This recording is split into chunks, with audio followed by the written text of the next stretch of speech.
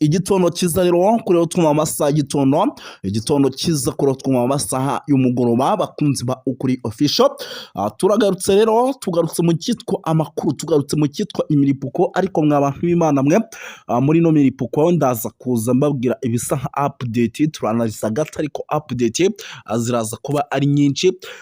Bibutsa ko turi ku itariki ya 28 kwa kabiri 2025, rwose niko kwezi turimo, ariko ibintu byo hariya ku butaka bwa Repubulika ya Demokarasi ya Kongo ngira ngo mwabibonye ko byamaze kuba bihindura isura. Nk'umunyemere mbabwire yuko byibura abantu bamaze kumenyekana yuko bahitanywe n'iriya bombe yatewe n'uwitwa General Neva, cyangwa se yatewe iturutse mu gihugu cy'u Burundi. Ni abantu bagera kuri 14, ubu tuvugana ni abantu bagera kuri 14 nibo bamaze kumenyekana yuko bamaze kuba bahasiga ubuzima, by'umwihariko nyuma y'iterwa ry'iriya bombe.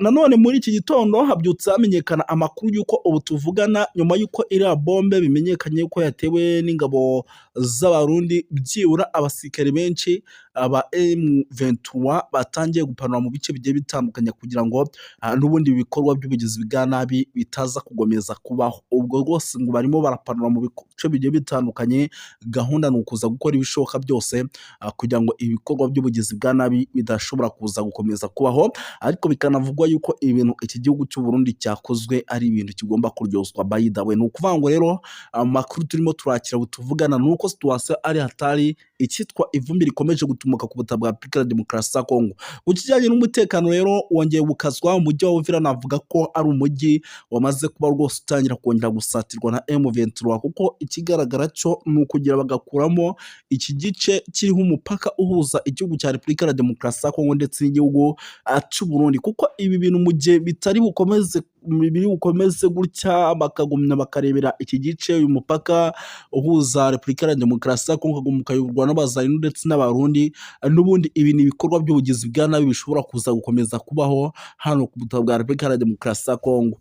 Andi makuru rero update nko muri iki gitondo nzanye nuko mu bice byano muri teritwari ya Rubero ibintu bisa nko kugomya kwataka byakomeje, by'umwihariko hari ibitero byagabwe kuri M23 byaturutse ahitwa zone Rubero, by'umwihariko bisatira za Mambasa, ariko ibi bitero biza gusubizwa inyuma mu buryo navuga ko budasanzwe.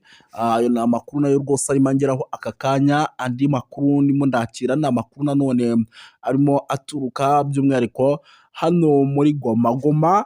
Icyitwa umutekano udasanzwe wamaze kongererwa mu gihe byavuga yuko abayobozi ba M23 bari bukoresha inzira y'amazi, ariko naho bakaza gufata amakuru yuko n'ubundi igihugu cy'u Burundi ngo cyari kubarasaho, cyari kubagaho itero ngo ari ibintu byari byapanzwe, izi nzira z'amazi nazo zikaza kuba zihagarikwa. Ubwo rero birumvikana yuko igihugu cy'u Burundi mu buryo navuga ko budasanzwe butanasubirwaho cyamaze kuba rwose kishora mu ntambara ishobora kuza kukigiraho ingaruka mu rwego rwo hejuru, kuko ndamya nashidikanya yuko ibikorwa by'ubugizi bwa nabi nk'ibi M23 itari bubyihanganire. Ibintu rero hano ku butaka bwa Repubulika ya Demokarasi ya Kongo n'ubundi bikaba byakomeje kuzamba.